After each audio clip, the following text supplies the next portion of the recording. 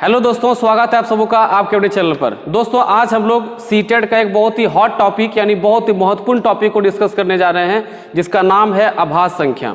जैसा कि आप जानते हैं कि 21-22 और इस बार के 22-23 के एग्जाम में टेट ने प्रत्येक सिटिंग में आभास से क्वेश्चन पूछा। दोस्तों आभास संख्या का 4 कैटेगरी होता है, उसमें से आप लोग केवल 2 ही कैटेगरी को जानते हैं। तो दोस्तों आइए हम लोग शुरू करते हैं आज का टॉपिक आभास संख्या। दोस्तों आभास संख्या का नाम अंग्रेजी में आपको पता होगा क्या होता है? Prime number. Prime number. देखिए अगर आप में से कोई इंग्लिश मीडियम वाले हैं तो मैं कोशिश करूंगा कि इंग्लिश हिंदी दोनों में लिखें ताकि आपको समझने में कोई दिक्कत नहीं होगी। अब देखिए आभास संख्या क्या होती है? तो आभास संख्याएं वे हैं जो केवल 1 से विभाजित हो और स्वयं से, स्वयं मतलब दोस्तों सेल्फ, यानी आप आभास संख्या वैसे नंबर को कह सकते हैं जो या तो 1 से डिविजिबल हो या तो स्वयं से यानी सेल्फ से। ठीक है, यानी ये 1 से कटना चाहिए और स्वयं से कटना चाहिए।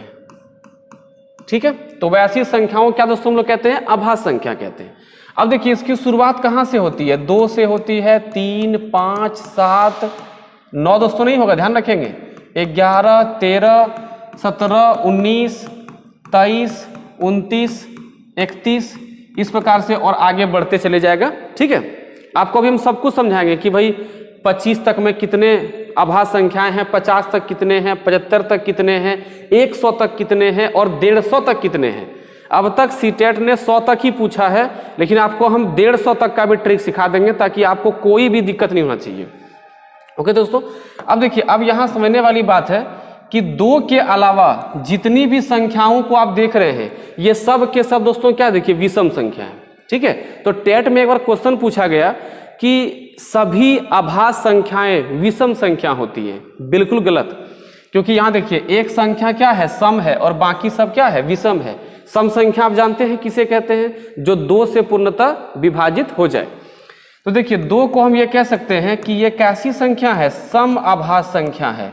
कई बार आप प्रैक्टिस सेट में या फिर क्वेश्चन में देखे होंगे कि सबसे छोटी सम आभास संख्या क्या है? तो 2 है। तो 2 के लिए हम 2 बात कह सकते हैं, एक तो सबसे छोटी आभास संख्या और एक सम आभास संख्या। बात समझ आ रहा दोस्तों? ठीक है, अब देखिए अब इसमें एक बात ध्यान रखना है कि आभास संख्या में क्रम का फॉलो नहीं होता है। अब देखिए क्रम का फॉलो मतलब क्या होता है कि या तो 1-1 अंक के बाद आना, 2-2 अंकों के बाद आना, 3-3 अंकों के बाद आना, ऐसा कोई क्रम नहीं है।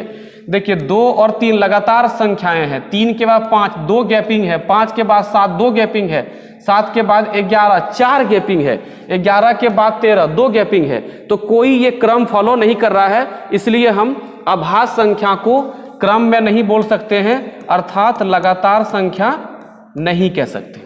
बात समझ में आ रहा है? आभास संख्याओं से एक क्वेश्चन पूछता है औसत का सवाल, लेकिन वहां कभी नहीं लिखेगा लगातार आभास संख्याएं।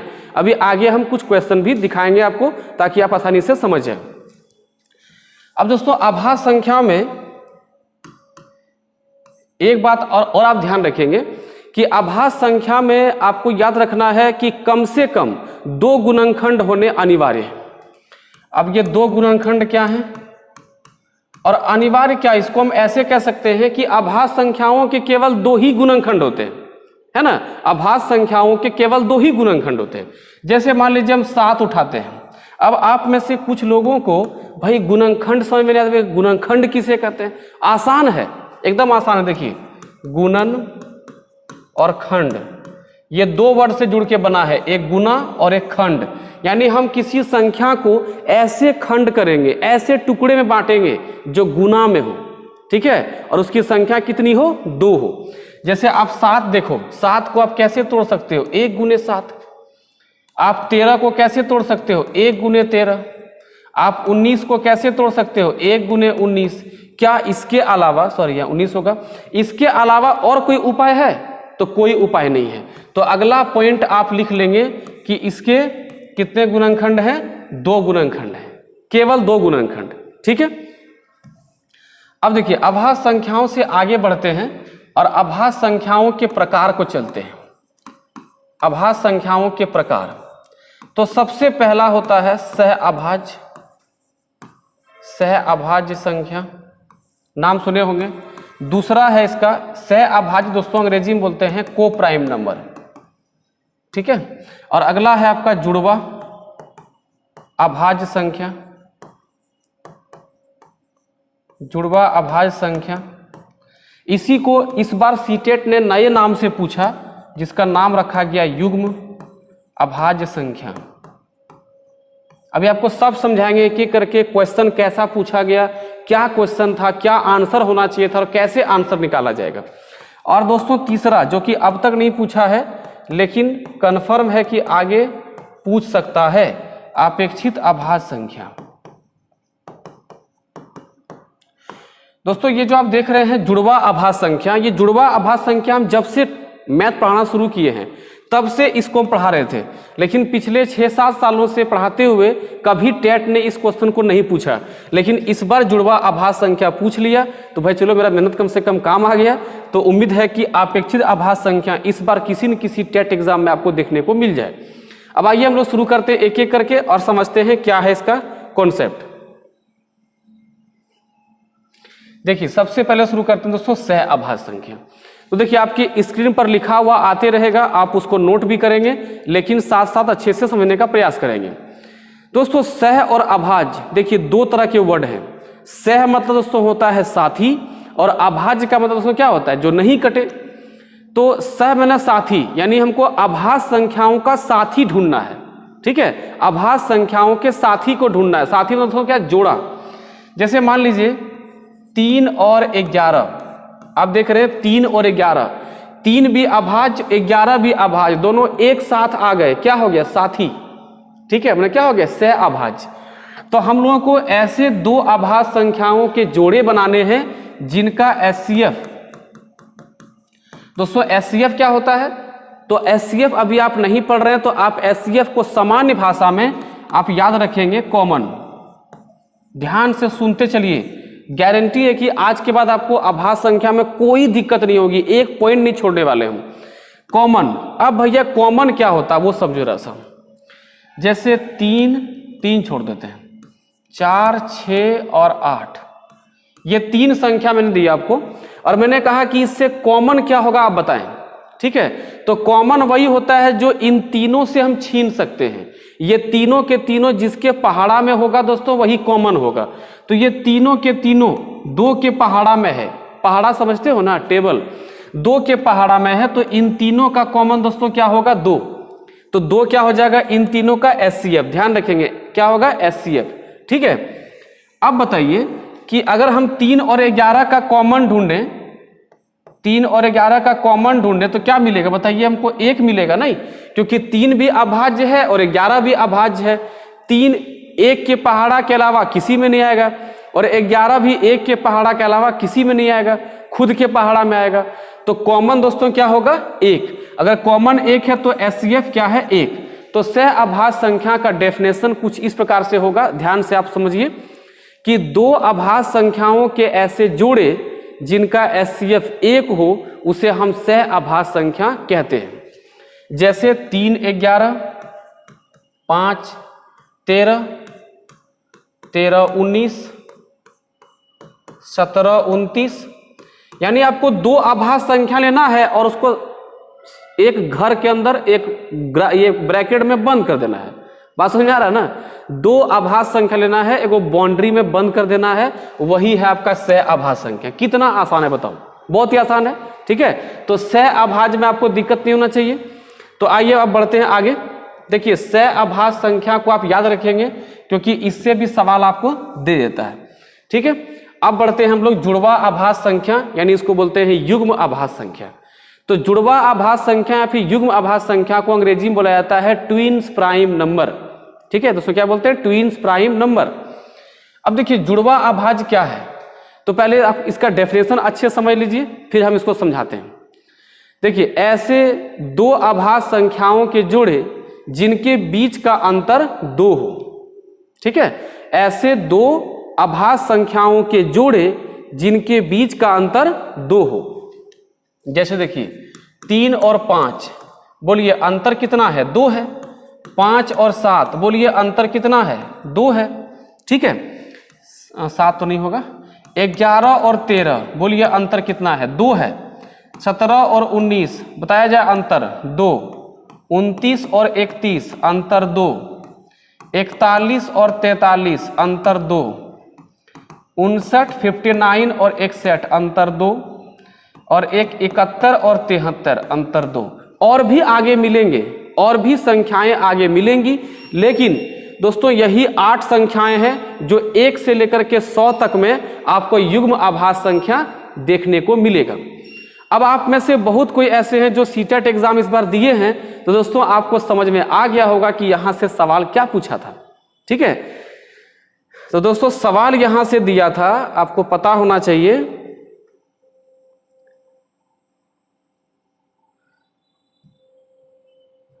अब देखिए सवाल यहां से दिया 1 से लेकर के 100 के बीच, 1 से लेकर के 100 के बीच कितने युग्म आभास संख्याएं हैं? बोलिए, आंसर नहीं कर सकते थे आराम से? कितने हैं? 3 3 6 और 2 8। अगर आप में से किसी का उत्तर 8 था तो बिल्कुल सही है, 8 के अलावा कुछ भी लिख के आए हैं तो वो गलत है दोस्तों। ठीक है, अब इसी को आप घुमा के कितना भी पूछ दे। अभी हाल में एक एग्जाम में पूछ दिया, शायद 24 तारीख को एग्जाम में पूछा गया कि 21 से लेकर के 51 तक, ध्यान देंगे 21 से लेके 51 तक युग्म आभास संख्याएं कितनी हैं? तो 21 से 51 दोस्तों कहाँ होगा? एक ये वाला होगा और एक ये होगा, बस 29, 31, 41, 43, इसके आगे तो 51 से पार हो जाएगा और इसके पीछे 21 से पीछे आ जाएगा, तो इसके बीच मात्र 2 युग्म आभास संख्याएं थी। बात समझ में आ रहा है? तो युग्म आभास संख्या को ही जुड़वा आभास संख्या कहते हैं। और ये कौन सी संख्याएं होती हैं? तो 2 ऐसे आभास संख्याओं के जोड़े होते हैं जिनके बीच का अंतर दोस्तों 2 होता है। बात समझ में आ गया? ठीक है, अभी धैर्य से देखिए और मजा आने वाला। अभी अपेक्षित आभास संख्या के बाद और भी कई आंकड़े हैं जो काफी आपको इंटरेस्टिंग लगेगा और काफी मजा आएगा पढ़ने में। अब देखिए अपेक्षित आभास संख्या क्या होती है। अब आपसे हम कुछ प्रश्न पूछते हैं, उसको आप ध्यान से सुनिए और उसको जवाब दीजिए आप लोग। ठीक है, ये बताइए कि क्या आप 4 और 5, ध्यान सुनिएगा, 4 और 5 को किसी भी संख्या से काट सकते हैं? बताइए। तो 1 के अलावा किसी से नहीं काट सकते। 4 और 5 को, दोनों संख्याओं को 1 के अलावा किसी से नहीं काट सकते। क्या 9 और 10 ध्यान दीजिएगा, सॉरी, 9 और 10 दोनों संख्याओं को 1 के अलावा आप किसी से नहीं काट सकते। 15 और 16 इन दोनों संख्याओं को 1 के अलावा किसी से नहीं काट सकते। तो सीखने वाली बात यह है कि कोई भी लगातार संख्या 2 उठा लेते हैं हम लोग, कोई भी लगातार, ठीक है तो कोई भी 2 लगातार संख्या आप उठाते हैं तो वो 1 के अलावा किसी से नहीं कटने वाला है। ठीक है दोस्तों, तो दोस्तों अपेक्षित आभास संख्या का डेफिनेशन कुछ ऐसा होगा कि कोई भी 2 संख्याओं के जोड़े, ध्यान रखेंगे, कोई भी 2 संख्याओं के जोड़े जिनका HCF कितना आता हो? 1 आता हो। ध्यान रखेंगे, सह आभाज्य में क्या लिखा है मैंने? 2 आभास संख्याओं के जोड़े। अपेक्षित में क्या लिखा रहे हैं? 2 किसी भी संख्याओं के जोड़े जिनका HCF 1 हो, उससे दोस्तों क्या कहते हैं? उसे कहते हैं हम लोग अपेक्षित आभास संख्या। देखिए जैसे 3 और 4, आपको इतना समझ में आ गया होगा कि 4 जो है अभाज्य नहीं है, 4 भाज्य है, क्योंकि 1 से कटेगा, 4 से कटेगा और 2 से भी कट जाएगा। तो जो 1 से कटे, स्वयं से कटे और अन्य भी किसी से भी कट जाए उसे हम भाज्य कहते हैं। तो देखिए एक अभाज्य है और एक भाज्य है, लेकिन जब दोनों साथ में आया तो इसका HCF यानी इसको कटाने वाला केवल एक ही अंक है, वो है 1। ठीक है, तो ऐसे कोई भी 2 संख्याओं के जोड़े जिनका HCF 1 होगा वह दोस्तों अपेक्षित आभास संख्या होगी। जरूरी नहीं है कि एक भाज्य और एक अभाज्य लिया जाए, दोनों भाज्य ले सकते हैं आप। जैसे देखिए 15 और 16 ये दोनों क्या है? भाज्य हैं। कैसे? 15 1 से भी कटेगा, देखिए 15 1 से भी कटेगा, 15 से भी कटेगा, 3 से भी कटेगा और 5 से भी कटेगा। ठीक है, तो ये भाज्य हो गया। 16 भी देखिए 1 से कटेगा, 16 से कटेगा, 2 से कटेगा, 4 से कटेगा, 8 से कटेगा। ठीक है, तो इस प्रकार से ये दोनों क्या है, ये दोनों भाज्य संख्या है, और भाज्य होने के बावजूद जब दोनों एक साथ आता है तो इन दोनों को कटाने वाला केवल एक ही अंक है और वो है 1। तो ऐसे संख्याओं के जोड़े को भी हम लोग क्या बोलेंगे, अभाज्य संख्या बोलेंगे, सॉरी अपेक्षित अभाज्य संख्या बोलेंगे। ओके दोस्तों, कोई दिक्कत नहीं है। अब इसी में आप लोग थोड़ा सा भाज्य संख्या के बारे में सुन लीजिए, बहुत ही छोटा सा टॉपिक है ये, ठीक है, कि वैसी कोई भी संख्या जो एक और स्वयं के अलावा किसी अन्य से भी कटे उसे दोस्तों क्या बोलते हैं, भाज्य संख्या बोलते हैं। जैसे एग्जांपल 4, 6, 8, 9, 12, 14, 15, 16, ये सब के सब उसमें क्या है, भाज्य संख्या है। तो भाज्य संख्या देखिए एक से भी कटेगा, खुद से भी कटेगा और अन्य से भी कटेगा, यानी किसी अन्य से भी कटेगा। अब यहां समझने वाली कुछ बातें हैं, उसको ध्यान से सुनिए। आप देख रहे हैं कि भाज्य के लिए 2 से अधिक संख्याओं से कट सकती है और अभाज्य के लिए केवल 2 ही संख्याओं से कटेंगी। किसे किसे, एक खुद से और एक से। तो अब यहां एक बात आता है कि भाई ये बताइए, एक प्रश्न उठता है कि एक जो है ये भाज्य है कि अभाज्य है ना, एक जो है ये भाज्य है कि अभाज्य है, ये प्रश्न उठता है। तो आप लोग, कई लोग बोल देंगे कि सर ये अभाज्य है। नहीं भाई, अभाज्य नहीं है, क्योंकि एक जो है ये एक से कटा ठीक है, लेकिन स्वयं से भी कटता है, तो स्वयं के लिए भी तो ये एक ही लिखाएगा, है कि नहीं। एक जो है एक से कटता है, लेकिन एक स्वयं से भी कटता है, तो उसके लिए क्या लिखाएगा, एक लिखाएगा। तो क्या ये दोनों गुणनखंड अलग अलग हैं कि एक ही हैं, एक ही है ना, दोनों अलग अलग कहाँ हुआ। तो गुणनखंड की संख्या कम से कम 2 होनी चाहिए, तभी वो अभाज्य होगा। 2 से अधिक तो क्या हो जाएगा, भाज्य हो जाएगा। इसलिए किताब में लिखा होता है कि एक ना तो भाज्य है और ना ही अभाज्य है। बोलिए, क्या आपको ये पूरा टॉपिक क्लियर हुआ। अब हम इसमें कुछ इंपॉर्टेंट फैक्ट बताने जा रहे हैं, उसको आप ध्यान से लिख करके समझ लेंगे। दोस्तों, सवाल आपसे पूछा जा सकता है कि 1 से लेकर के 25 तक, 1 से लेकर 25 तक अभाज्य संख्या बताना है आपको, 1 से लेकर के 25 तक। तो आप याद रखेंगे एक आंकड़ा, बस खाली 1 से 25, आपको बाकी सब याद कर देंगे हम। दोस्तों कितने होते हैं, 9। बाकी अब गिन भी सकते हैं, 3, 2, 3, 5, 7, 11, 13, 17, 19। दोस्तों कितना हो गया, 9 हो गया। अच्छा, एक 23, तो 9 हो गया। लेकिन क्वेश्चन यहां से पूछता है कि 1 से 50 तक अभाज्य संख्याएं कितनी होती हैं। तो अब याद करने काम नहीं है, बस खाली आप प्रोसेस समझिएगा। 6 जोड़ना है 15, यानी 1 से 50 तक अभाज्य संख्या दोस्तों कितनी हो गई, 15। अगर आपसे पूछे 1 से 75 अभाज्य संख्याओं कितनी होंगी, तो 15 में फिर 6 जोड़िए, 21। समझ में आ रहा आप लोग को, बहुत ही आसान है। 1 से 25 तक अभाज्य संख्या 9, 1 से 50 तक 6 बढ़ाएंगे 15, 1 से 75 तक 6 बढ़ाएंगे 21। इस बार पूछा 1 से लेकर के 100 तक अभाज्य संख्या, तो 21। इस बार दोस्तों 4 जोड़ना है तो 25। पहले 6 जोड़ना है, फिर 6 जोड़ना है, फिर 4 जोड़ना है। और अब आपको हम अपने तरफ से एक एक्स्ट्रा सिखा रहे हैं, क्योंकि थोड़ा एग्जामिनेशन का लेवल बढ़ रहा है। तो हो सकता है कि अगले साल के एग्जाम में या इस साल जो एग्जाम होने वाली है उसमें 150 तक पूछ दे। तो 1 से 150 तक अभाज्य संख्याएं, अब क्या करना है, 25 में डायरेक्ट 10 जोड़ देना है, 35 होगा। बात समझ में आ रहा है, 35 होगा। अब आप देखिए इसमें कि ये जो आप टॉपिक पढ़े, इसमें कुछ कुछ डाटा अब आपको और कुछ समझना है। देखिए, अगर आपसे कहा जाए कि एक अंक की सबसे छोटी अभाज्य संख्या, तो 2 होगी। 2 अंक की सबसे छोटी अभाज्य संख्या 11 होगी। लेकिन 3 अंक की सबसे छोटी अभाज्य संख्या, याद रखेंगे आप, 101 होगी। 3 अंक का सबसे छोटी अभाज्य संख्या 101 होगी, और 3 अंक की सबसे बड़ी अभाज्य संख्या 997 होगी। इतना बात आप कम से कम याद रखेंगे दोस्तों, ठीक है।